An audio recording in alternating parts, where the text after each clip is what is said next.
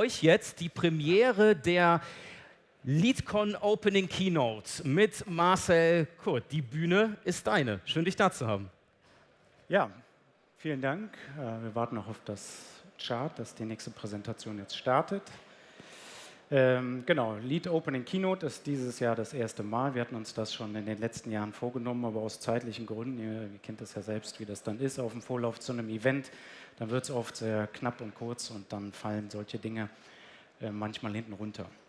Wir würden das aber natürlich ganz gern ab jetzt regelmäßig machen und immer mal so ein paar Themen mitnehmen, die vielleicht den Markt betreffen, Impulse mit reingeben, die aber auch gerade vielleicht Trend sind und vielleicht manchmal nicht wahrnehmbar oder wie bei diesem Thema, was wir heute mal ein bisschen beleuchten wollen, sehr wahrnehmbar, nämlich das Thema KI. Da kümmern wir uns heute drum. Ich habe es mal benannt, KI-Event Industry Booster.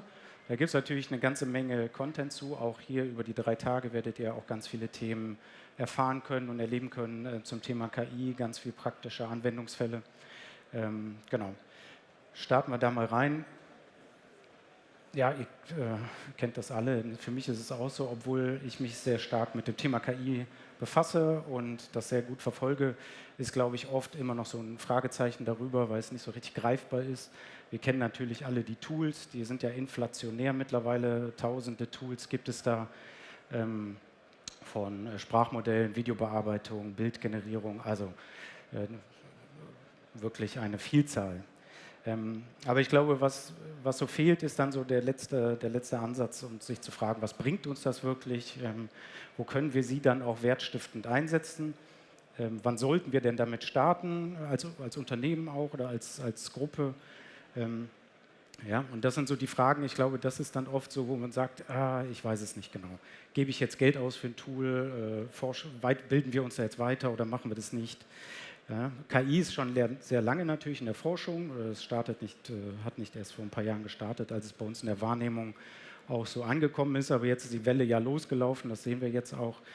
Und dementsprechend ist das ein Thema, ich nenne es mal die wahrscheinlich größte digitale Revolution, die wir gerade erfahren.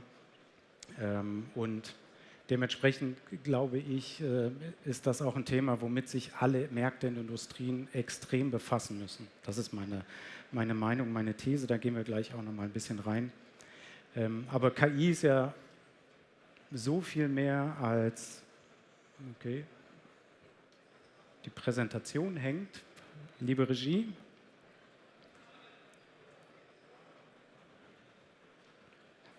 Könnt ihr da noch einmal bitte checken?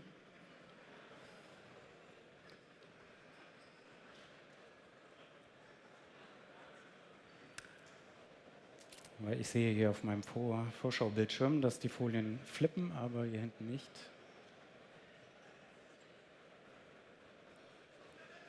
Jetzt, super. Ja, wir haben jetzt mal einfach nur so ein paar Beispiele hier drin, was KI eigentlich alles so ist. Wir haben neben sehr spooky mittlerweile der Robotertechnik, auch Tesla, wer es verfolgt hat, hat gerade ihre Roboter vorgestellt. Das heißt, so die Science-Fiction-Filme aus meiner Jugend werden da gerade wahr. Ich weiß nicht, ob es eher beängstigend oder vielleicht auch eine Chance für die Gesellschaft ist beim Thema Fachkräftemangel. Wir haben autonomes Fahren, das gibt es schon länger bei Tesla und jetzt mittlerweile bei vielen anderen auch. Wir haben neuronale Netze, die natürlich extrem wichtig sind, damit sich KIs damit die miteinander kommunizieren können und verstehen, was die anderen machen, damit sie nicht ineinander rauschen. Ich habe so ein paar Überschriften noch mit dabei, wer Project Astra von Google verfolgt hat. So ein persönlicher KI, der über Glas funktioniert, der die ganze Welt erkennt und einem sofort Informationen wiedergibt, bis hin zu Codes, mathematischen Aufgaben. Man kann fragen, kannst du mir Tipps dazu geben? Das ist schon ein sehr großer Blick in die Zukunft. Wir haben natürlich auch eine unfassbare schnelle Entwicklung hier. Ja, das heißt, Chatbots sind aktuell schneller in der Entwicklung als Chips, was kaum zu glauben ist, weil Computerchips einfach so unfassbare Entwicklungssprünge haben, wer sich da in der IT auskennt. Und ich habe jetzt mal einen Punkt pink eingekreist, das ist das Thema Agentic KI. Wer dieses Buzzword schon gehört hat, weiß, worum es geht. Wer es nicht gehört hat, aktuell haben wir so eine KI Forschung, die so funktioniert, dass ich Fragen oder Prompts eingeben kann und die KI berechnet mir eine gute Antwort daraus und gibt mir die wieder. Aber die KI denkt nicht selbst und macht dann irgendwas, sondern sie beruht ja auf eine Informationsplattform. Und Agentic AI, das sind also Agenten sozusagen, das ist ein völlig anderes Level, weil da sind wir jetzt bald in der Situation und es gibt schon Anwendungen dazu, aber ich denke, wir werden noch so 1, 2 Jahre warten, bis das kommt. Dann sind wir wirklich an einem Punkt, wo KI selbstständig denkt, selbstständig Aufgaben übernimmt und selbstständig durchführt und nicht darauf wartet, dass ich als Person irgendwas reintippe oder ein Tool bediene. Ja. Dementsprechend steht da auch Job erledigte 3 Minuten statt 10.000 Jahren. Naja gut, ob es dann wirklich so ist, die Überschrift, oder ob das der Cliffhanger ist hier, ist dann die andere Frage. Aber das wird auf jeden Fall ein Thema sein, was dann, glaube ich, auch prozessaktuell unfassbare Veränderungen. Ich habe mal einen Satz mitgebracht, der das ganz gut beschreibt. We could summarize this as a country of geniuses in a data center. Das ist von Daria Modi, der CEO von, kennt ihr Cloud AI, also ein Sprachmodell, der das gesagt hat, mal, also finde ich gut in einem Satz auf den Punkt gebracht, was das bedeutet. So, hier sehen wir auch, das ist eigentlich eine Grafik, was so ein bisschen eine Einschätzung gibt, wo stehen wir gerade. Also wir sind jetzt bei GPT-4, bei dem Modell, ja, das heißt Smart High Schooler, da stehen wir gerade, GPT-3, was ja für uns so das erste war, so wow, OpenAI hat was vorgestellt, Wahnsinn, betitelt dann Leopold Aschenbrenner als Elementary Schooler. Und 2027, 2028, da sind wir dann einfach auf dem Level, was er erwartet, fast von Ingenieuren, also von der Fachlichkeit von Ingenieuren. Dementsprechend, wir sehen, das ist ein wirklich unfassbar schneller, aber auch ein Weg, der immer besser wird. Aber wir wollen jetzt nicht zu sehr in die Theorie einsteigen, das möchte ich gar nicht machen, weil wir sind ja auf der Eventbranche, nicht bei einer IT-Messe oder bei der KI-Messe. Deswegen würde ich ganz gern eigentlich damit starten. Geschrieben, wie gestalten wir die Zukunft unserer Branche? Ich habe nicht geschrieben, wie sieht die Eventbranche der Zukunft aus, weil ich finde, das ist die falsche Frage. Die richtige Frage ist halt, wie gestalten wir das? Weil wir sind ja Teil davon und alles das, was hier passiert, wird beeinflusst durch uns, nicht von anderen. Klar, wir haben externe Einflüsse, die auf uns hinausstrahlen. KI ist ein externer Einfluss natürlich. Wir haben wirtschaftlich externe Einflüsse, geopolitische, aktuell natürlich sehr schwierige Situationen, auch geopolitisch. Und ich würde gerne damit reinstarten, nämlich mit Informationen aus dem Markt. Wir haben nämlich Aussteller und Unternehmen im Vorfeld befragt nach ihrer Einschätzung zur Situation des Marktes auf der einen Seite, aber auch ein paar Informationen gefragt, wie KI mittlerweile genutzt wird und mich da mit euch einmal entlanghangeln, nämlich zu überlegen, wo kann KI denn zukünftig vielleicht unsere Industrie verbessern. Ja? Jetzt gehen wir mal rein. Die erste Frage, die wir gestellt haben, das ist jetzt so allgemein, wie glaubt ihr, ist die Entwicklung im nächsten Jahr für den Bereich der Eventindustrie? Ja, wir haben gefragt, neutral, eher negativ, sehr negativ. Wir sehen fast 43%, ich würde mal sagen ungefähr die Hälfte, glaubt, dass der Eventmarkt stabil bleibt. Das finde ich eine sehr gute, positive Message, wenn man bedenkt, wie herausfordernd gerade die Zeiten sind, was die Wirtschaft betrifft. Ja, die äußeren Einflüsse. Dementsprechend finde ich das sehr, sehr positiv. Wir sehen aber auch, und das ist, glaube ich, auch sehr spannend, wir sehen mit 30,4 und fast genau identisch eine Einschätzung, wird negativ, also eher negativ oder eher positiv. Das heißt, wir sehen hier, diese unsicheren Zeiten spiegeln sich natürlich jetzt auch in solchen Aussagen wider. Wenn man bedenkt, dass wir eine Inflation haben, in vielen Ländern die höchste seit 40, 50 Jahren, die Zinsen extrem gestiegen sind, das heißt, die Beschaffung von Fremdkapital ist sehr, sehr teuer, sehr hoch und wir haben eben aktuell eine geopolitische Lage mit Konflikten direkt an unseren Grenzen als jetzt auch im Nahen Osten. Das sind natürlich alles so Themen, die auch Märkte beeinflussen von außen und die zu Unsicherheiten führen. Dementsprechend finde ich, ist das eine sehr, sehr positive Aussage, dass mindestens ein stabiler Markt erwartet wird. Und wenn man denkt, sind es eigentlich 2/3, die sagen stabil bis positiv. Also das ist schon mal sehr schön. Als nächste Frage haben wir die Unternehmen gefragt, wo seht ihr eigentlich die hauptsächlichen Chancen? Ja? Und wir sehen hier, stärkere Kundenbindung könnte eine Chance sein. Das sind natürlich auch die Reaktionen auf diese unsicheren Zeiten. Je besser man mit Kunden eine Bindung aufgebaut hat, je stabiler ist man dann auch, logisch.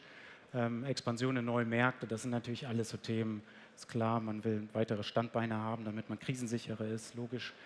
Ne? Worauf ich aber einen Punkt legen will, das habe ich hier mit dem Pfeil markiert. Erst an drittletzter Stelle kommt eigentlich die Aussage, dass KI eine Chance für uns ist. Das heißt, viele Dinge wurden davor genannt. Integration von künstlicher Intelligenz, aber erst an drittletzter Stelle. Das sehe ich natürlich ein bisschen anders, sonst würde ich den Vortrag wahrscheinlich ja gar nicht so in der Form halten. Das heißt, das finde ich einen sehr spannenden Fokus, der ja auch eine sehr spannende Antwort. Wir kommen da auch gleich mit den weiteren Antworten auch immer wieder da kurz dazu.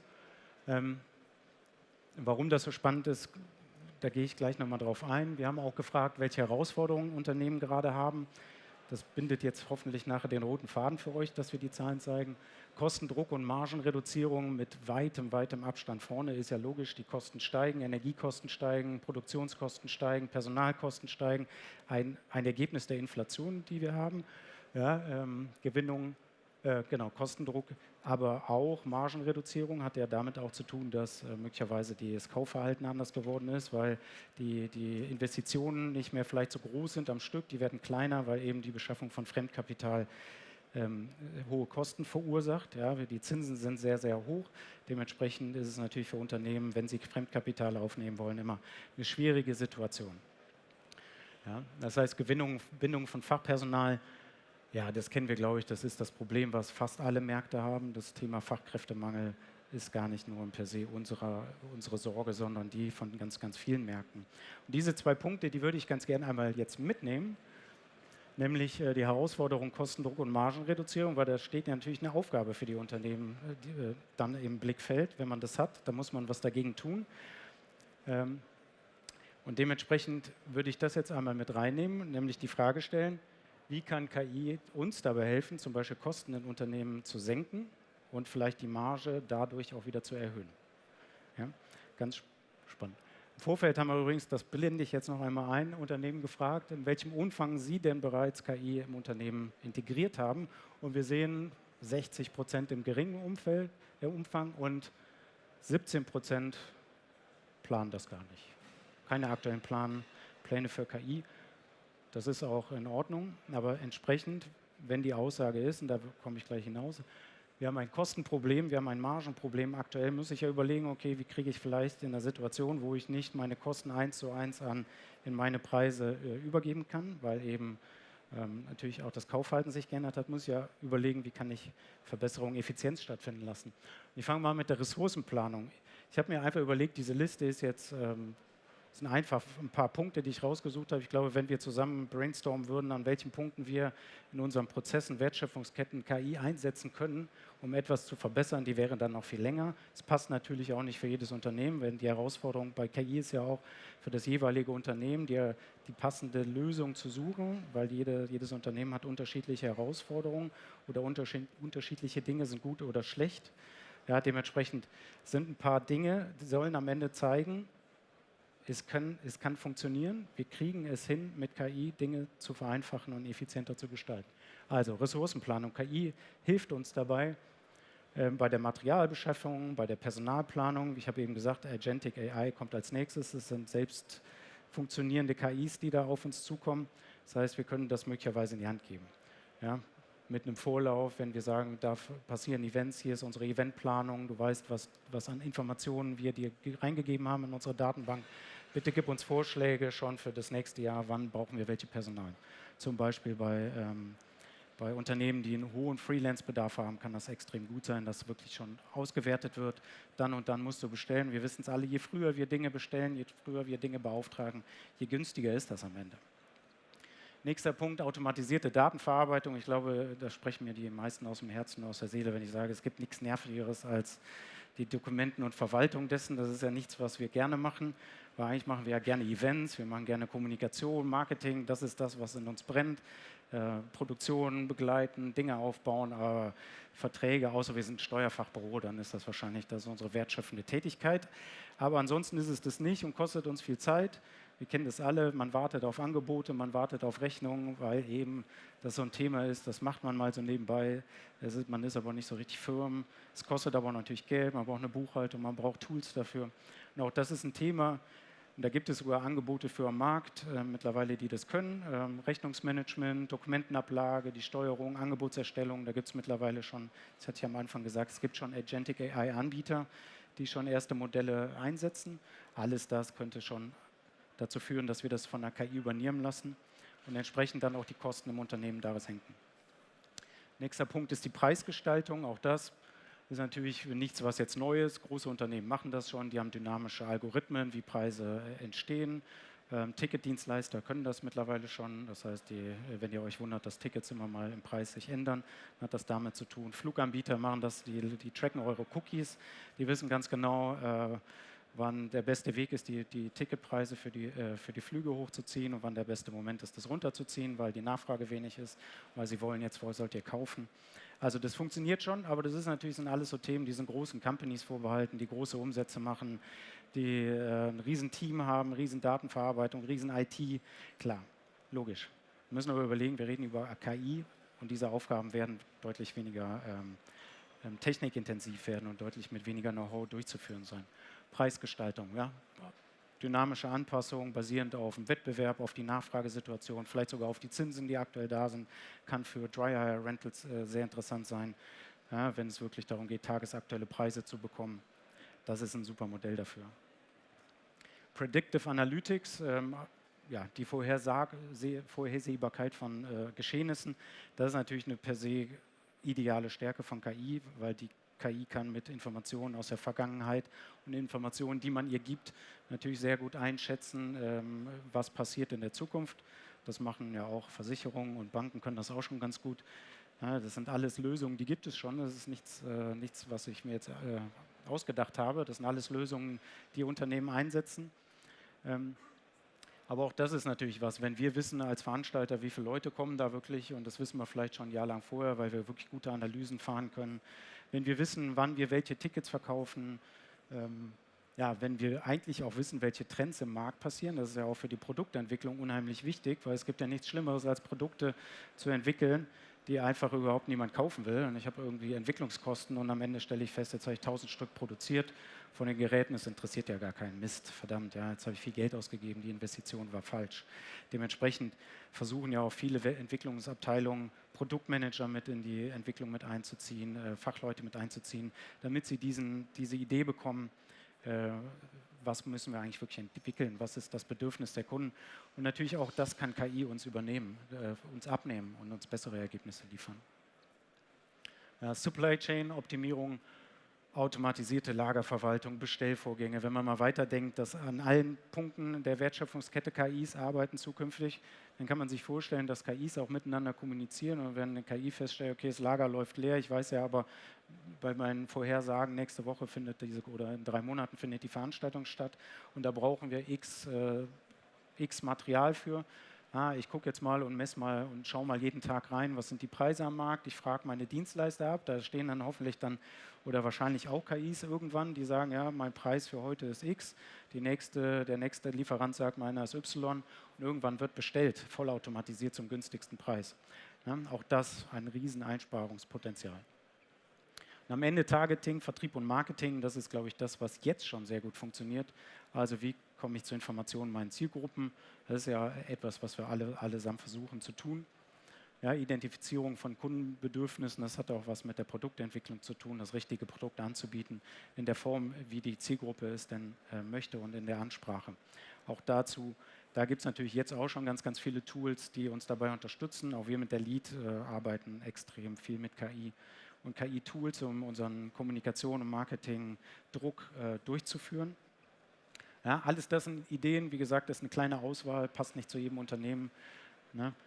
Und es ist natürlich aktuell, ja, mir geht es auch so, es ist Rocket Science, ich wüsste jetzt auch nicht, wie man das alles einsetzt. Ich bin jetzt auch kein IT-Nerd, ich interessiere mich für KI und lese mich da aktuell sehr viel ein. Und es ist Rocket Science, natürlich ist das Rocket Science. Aktuell gibt es alle diese Dinge schon, aber es sind Riesenunternehmen, das hatte ich eben schon gesagt, die das tun. Aber der Zugang zu diesen ganzen Themen wird sich deutlich verflachen. Ja, der Zugang dazu wird viel besser, weil die KIs das per se schon mitbringen als Kenntnisse und natürlich auch der Markt, der Anbieter für KI-Tools, das uns auch anbieten wird. Ja, das ist ja ein eigenständiger Markt. Tools kommen, wie hatte ich ja am Anfang erwähnt, gerade im Minutentakt. Und dementsprechend wird es Angebote für große Unternehmen geben, für kleine Unternehmen, die genau diese Punkte aufnehmen. Denn das ist ja per se das, was wir ja auch in der Hoffnung haben von KIs am Ende, dass sie uns den Alltag erleichtern und dass wir selbst mehr auf wertschöpfende Tätigkeiten uns konzentrieren können und vielleicht weniger auf verwaltungstechnische, planerische Tätigkeiten und dass wir auch dann davon profitieren, die Informationen zu bekommen. So, jetzt komme ich mal wieder zurück. Ihr habt eben noch den Gedanken, den Fall, drittletzte Stelle, ja, welche Chance hat KI im Unternehmen? Und jetzt komme ich zu der Frage, welche Auswirkungen, das haben wir die Unternehmen nämlich auch gefragt, glaubt ihr, hätte KI denn, wenn ihr das dann einsetzt? Und dann habe ich mal die 4 Punkte eingerahmt. Da oben, ihr seht das, Effizienzsteigerung, Steigerung von Innovationsfähigkeit, verbesserte Entscheidungsfinden und Kostenreduktion. Und jetzt nehme ich mal die Herausforderung, Kostendruck und Marge mit. Ja, mit der Antwort, KI ist eigentlich gar nicht so wichtig für uns und zeige das als Erwartungshaltung der eigentlichen Unternehmen, da muss ich sagen, das matcht doch eigentlich perfekt. Ja, wenn KI uns das ermöglicht und unsere Teams dadurch effizienter werden, wenn unsere Teams dadurch verbesserte Entscheidungen, mehr Innovation tätigen können in der Wertschöpfung, ja, warum glauben wir, dass die Chance für KI für uns so gering ist? Ist doch genau andersrum. KI hat eine Riesenchance für uns. Es müsste aus meiner Sicht Platz 1 sein bei den Chancen eigentlich von fast allen Märkten und nicht auf Platz 7. Ja, das nochmal als Beispiel, wo vielleicht aktuell auch das, was ich am Anfang sagte, dass dieses Greifbarmachen von dem, was KI eigentlich ist und was es uns hilft, noch überhaupt nicht angekommen ist. Und da nehme ich mich mit rein. Mir fällt es auch manchmal schwer zu verstehen, wenn ich Texte lese, vor allem amerikanische Texte, und die in einem großen, blumigen Wesen mir erklären, was das neue Tool oder die KI eigentlich gerade kann, zu erkennen, okay, wofür brauche ich es denn wirklich? Ja. Der zweite Punkt, der eben ja genannt worden ist, als größte Herausforderung, ist das Thema Fachkräftemangel. Und da habe ich jetzt mal eine These, weil dieses Thema umgibt mich in meinem Denken die ganze Zeit, weil das Fachkräftethema und KI, da denke ich immer, löst sich das vielleicht nicht zukünftig aus. Ja? Wie meistern wir den Fachkräftemangel, nehme ich mit, weil wir wollen ja auf KI gucken. Und jetzt überlegen wir mal, was KI uns eigentlich bringt. KI bringt uns eigentlich den deutlich einfacheren Zugang zu Fachwissen. Das ist es ja per se, was wir jetzt haben. Alle Sprachmodelle, was bieten die uns? Ich tippe eine Frage rein, ich bekomme eine Antwort von Millionen an Informationen, Millionen an Daten, die dahinter liegen. Ich kann mit den Tools kommunizieren, ich kann den Fragen stellen, ich kann mir Rückmeldung geben von Thesen, die ich da reinstelle. Alles das funktioniert jetzt schon mit dem neuen ChatGPT, was in der Preview 4, was in der Preview läuft. Das ist nochmal ein komplett anderes Level auch wieder als das normale Modell. Also jeder, der das schon mal so als Sparringspartner genutzt hat und versucht hat, ein Thema zu erarbeiten, was einem vielleicht nicht so ganz geläufig ist, der wird mir, glaube ich, zustimmen, dass man sagt, Wahnsinn, nach irgendwie einer Stunde Diskurs auch mit dem Chat, ob ChatGPT oder andere, bin ich so viel weiter und habe so ein besseres Verständnis davon. Und wenn man das überträgt in das auch Unternehmerische, dann ist es ja so, dass das, was wir vielleicht bisher nicht so gut verstehen, zukünftig aber viel schneller verstehen können und ohne Menschen, die mir das erklären, weil ich habe ja, ich sag mal, eine Maschine, die mir das beibringt. Ich muss nicht meinen Kollegen fragen, nicht, dass wir nicht mehr miteinander kommunizieren sollen, ganz im Gegenteil, aber ich kann das vielleicht als Unternehmen auch konstituieren und sage, wenn Menschen reinkommen, die schule ich viel schneller, ja, zum Beispiel. Es sind aber auch Barrieren, die fallen. Ja. In manchen Unternehmen ist es ja so, wir kennen das alles, es ist sehr schwierig, Onboarding-Prozesse durchzuführen, weil es ist oftmals so, macht man das im Tagesgeschäft mit, wenn neue Kollegen kommen. Die größte Herausforderung ist, alle Informationen rüberzugeben, die man braucht. Und auch KI kann das für uns lösen. Das heißt, die Barrieren sind viel flacher, wenn wir KI einsetzen und in Prozesse integrieren. Ja.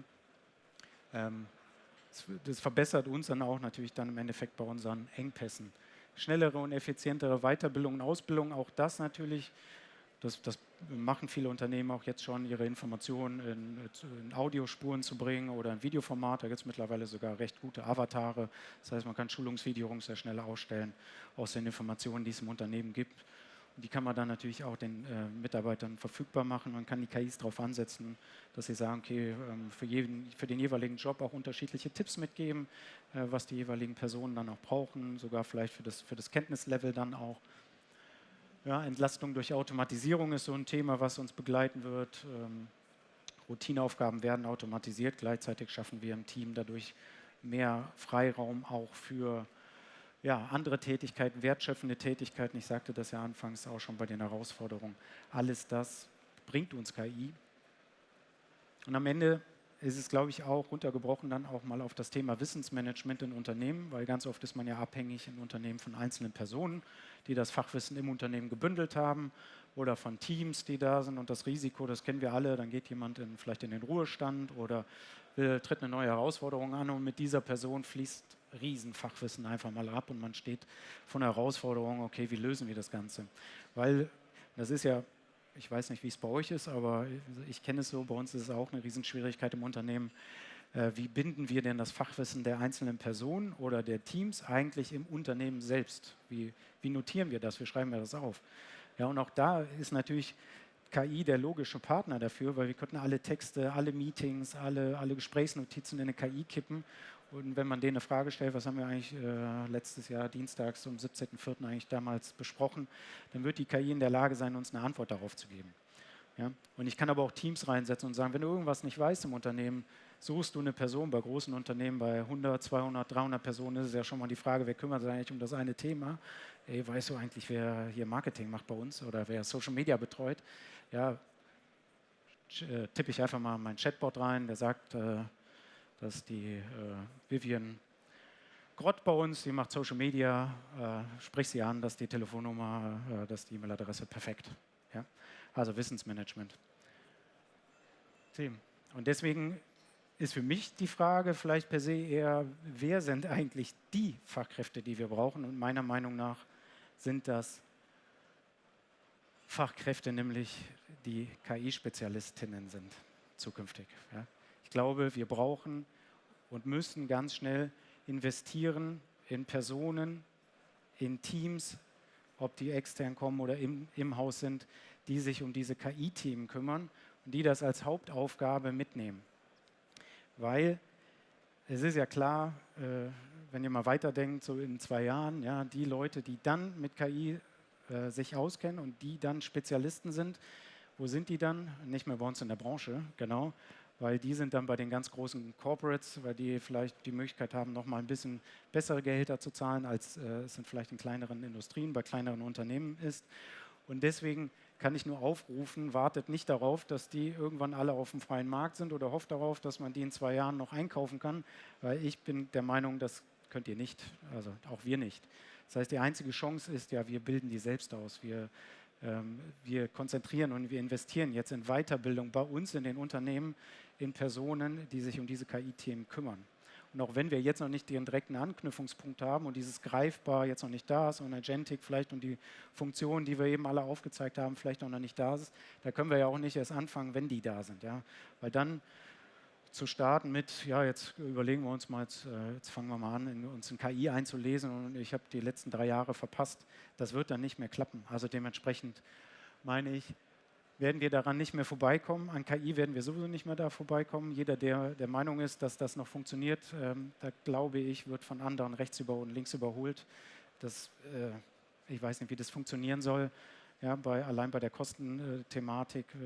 Unternehmen, die mit KI ihre Strukturen und Prozesse verbessern, die ihre Kosten besser im Griff haben, die werden bessere Ergebnisse haben, die werden krisensicherer sein. Und wenn da mal wieder was eintritt und man selbst das nicht getan hat, dann wird man sehen, alle anderen ziehen an einem vorbei und man selbst hat große Probleme. Ja, es gibt auch natürlich, finde ich, sehr gute Vorteile. Das eine ist nämlich natürlich, Mitarbeiter kennen die Herausforderungen, das hatte ich ja auch am Anfang einmal angesprochen.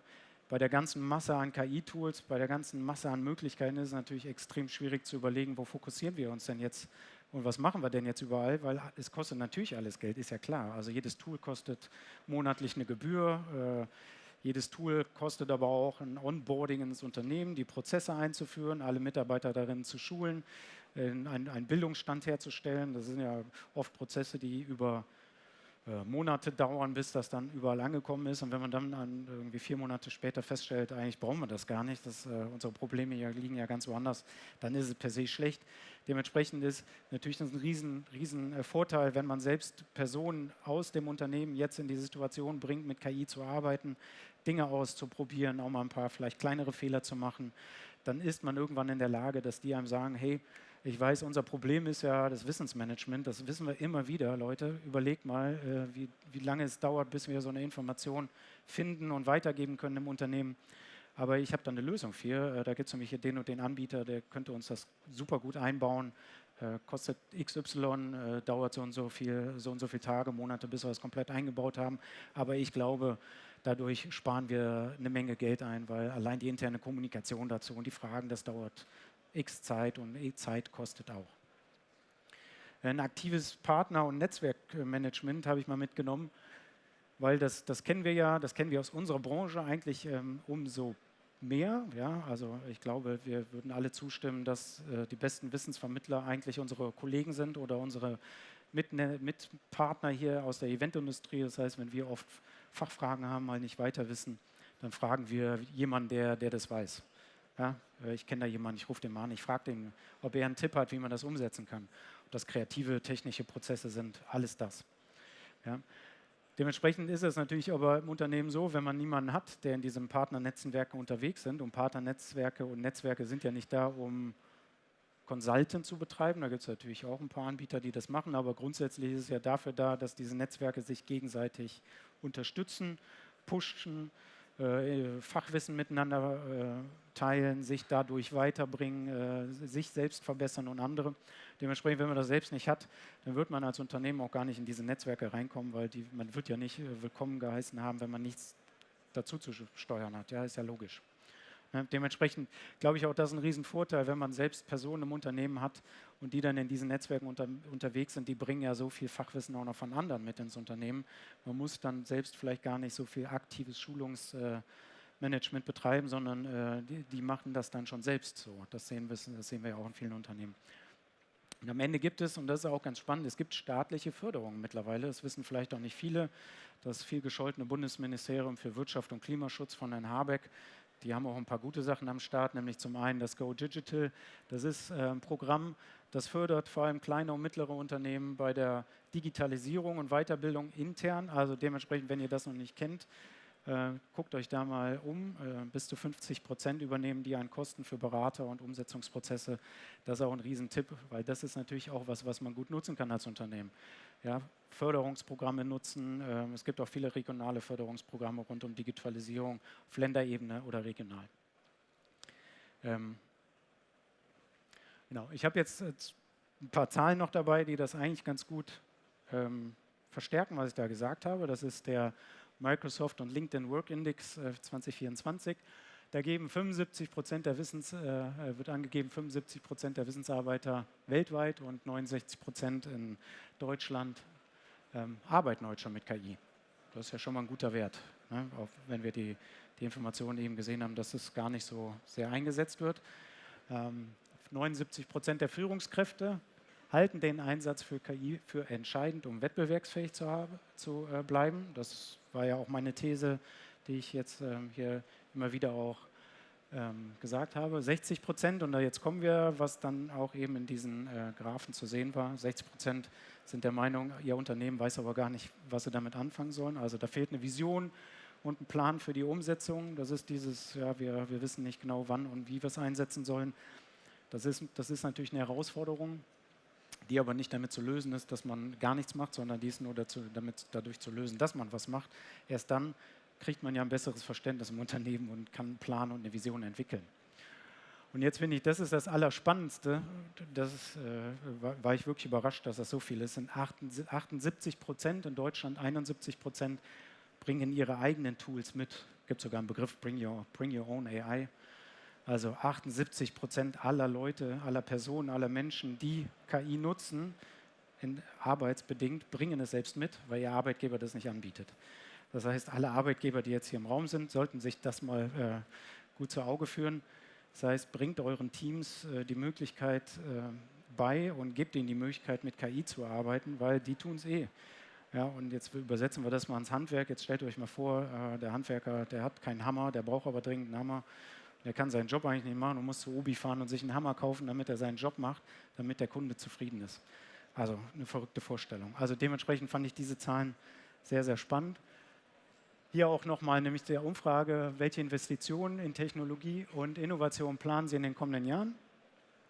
Da sehen wir aber wiederum, dass es schon auch im Gedächtnis der Unternehmen ist, denn am Platz 2 Weiterbildung und Qualifizierung von Mitarbeitern, da sehen wir vielleicht schon wiederum den Ansatz da ein bisschen diese Richtung.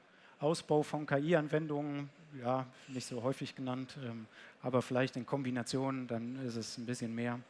Dementsprechend meine ich hier auch nochmal als Grafik dargestellt. Weiterbildung und KI macht das. Und dementsprechend glaube ich, lasst uns starten. KI ist eine digitale Revolution. Wir werden nicht mehr drum herum kommen, ob uns das gefällt oder nicht.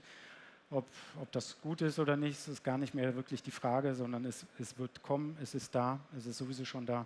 Dementsprechend meine ich, nutzt es, lasst uns damit starten, weil im Endeffekt wird es uns helfen. Ja. Und dann habe ich ein zweites Thema, das hätte ich ganz gern ein bisschen ausführlicher, aber ich gucke auf die Zeit, ich habe nur noch 5 Minuten. Das wäre nämlich eigentlich ein schönes Thema gewesen, was ich vorbereitet hatte und was ich eigentlich ganz gern noch mitgebracht hätte. Ich habe 3 kleine Folien dazu nämlich mit der Fragestellung, wenn man jetzt mal überlegt, KI ist ja auch ein gesellschaftliches Thema, das heißt, es betrifft ja nicht nur Unternehmensprozesse und die Verbesserung der Prozesse, sondern es betrifft ja uns alle im Privaten, jetzt schon und viel mehr, wenn man diese Roboter am Anfang gesehen hat, selbstfahrende Autos und diese spooky Things, die es da gibt, das wird uns alle irgendwie betreffen, es wird uns alle umgeben. Es wird uns auch beruflich umgeben als Mitarbeiter, nicht nur als Unternehmen. Und meine These war, oder meine Fragestellung, weil, ich gucke mal auf die Uhr, jetzt habe ich eine kleine Anekdote. Ich war irgendwie mit Freunden und ab einem gewissen Alter, da kennt ihr das ja, irgendwann geht es ums Thema Arbeit oder Risikoanlagen oder so. Ne? Und der Sänger Kummer, der hat ja dann ganz gutes Lied dazu. Wir haben über die Arbeit gesprochen und ich habe so ein bisschen meinen Freunden da in der Gruppe erzählt, dass wir als Fachverlag jetzt so eine Transformation eingehen und mehr Live-Kommunikation machen wollen, weil das per se ja genau das ist, was wir früher schon gemacht haben. Für mich total logisch. Und dann guckte mich eine Freundin mit großen Augen an und sagte, was, ihr investiert in Live-Kommunikation? So, spinnt ihr? Ja, wir haben doch irgendwann alle Brillen an und alle Konzerte sind doch virtuell. Da habe ich gedacht, erstmal gedacht, haben wir wirklich aufs falsche Pferd gesetzt? Nee, mein Bauchgefühl natürlich hat mir gesagt, nee, ist Quatsch. Wir haben da ein bisschen diskutiert. Dieses Bauchgefühl habe ich dann aber mitgenommen, habe versucht, mal so ein bisschen rauszufinden über ganz viele verschiedene Punkte. Man kann natürlich jetzt einfach Statista aufmachen und sagen, wie ist die Entwicklung von Festivals, Musikindustrie. Ja, da sieht man schon mal die ersten Punkte dazu. Es gibt aber ganz viele andere Dinge. Man kann natürlich auch unsere Aussteller fragen und unsere Unternehmen, wie die das einschätzen. Für sie ist auch KI mehr Chance als Risiko, sowohl Chance als Risiko mit überwältigender Mehrheit. Also dementsprechend, die sehen das auch als eher positiv für uns auswirkend. Und dann gibt es einen interessanten, ich hatte nämlich einen Artikel gefunden, war schon ein bisschen älter, ist nicht super aktuell, aber der hat so eine positive Message am Ende für mich übrig gelassen und so ein Vibe. Und da ging es um Amazon, als die eingestiegen sind in den Büchermarkt und sich überlegt haben, dass sie Bücher ja online verkaufen wollen. Da schrie natürlich die gesamte Buchindustrie auf, malten schon den Teufel an die Wand, alle Büchereien, Bookstores gehen zugrunde, niemand wird mehr Bücher kaufen, Hilfe, alles geht kaputt. Und dann gibt es diese Grafik dazu und die finde ich so unfassbar interessant und auch unfassbar ermutigend auch zum Thema KI, denn ihr seht, es ist genau der gegenteilige Effekt ist eingetreten. Es sind mehr Büchereien, mehr Bookstores entstanden in der Anzahl, in mehr Regionen, weil auf einmal das Thema Bücher wieder viel mehr im Fokus stand. aber die Menschen auch gesagt haben, wir wollen nicht online mein Buch kaufen, ich möchte gerne in die Bücherei gehen. Ich will dieses Erlebnis haben. Beim Buch ist was Physisches, ich möchte das haben und dementsprechend ich entscheide mich vielleicht vor allem dagegen, etwas online zu tun. Nicht, dass Amazon dadurch Schaden genommen hätte, ganz im Gegenteil, die haben was anderes gemacht, es war auch sehr erfolgreich. Aber ich finde, das ist eine total ermutigende Geschichte.